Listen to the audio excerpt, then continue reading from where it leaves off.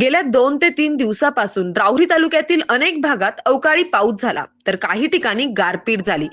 तालुक्यातील दरडगाव थडी येथे अवकाळी पावसामुळे नुकसान झालेल्या पिकांची आज माजी मंत्री प्राजक्त तनपुरे यांनी प्रत्यक्ष शेतात जाऊन पाहणी केली. या पाहणी दरम्यान शेतकऱ्यांशी संवाद साधत त्यांनी नुकसानीची सविस्तर माहिती जाणून घेतली. नुकसानग्रस्त पिकांची पाहणी केल्यानंतर प्राजक्त तनपुरे यांनी संबंधित शासकीय अधिकाऱ्यांना दूरध्वनीवरून संपर्क साधत तात्काळ पंचनामे करण्याच्या सूचना दिल्या.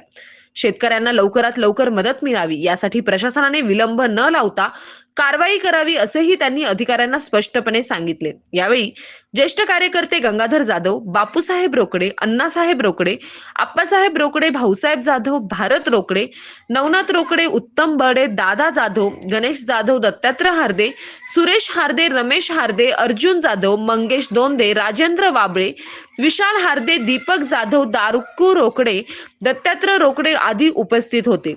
अवकाळी पावसामुळे आधीच आर्थिक संकटात सापडलेल्या शेतकऱ्यांना या पाहणीमुळे दिलासा मिळाला असून शासनाकडून त्वरित मदत मिळण्याची अपेक्षा व्यक्त केली जात आहे.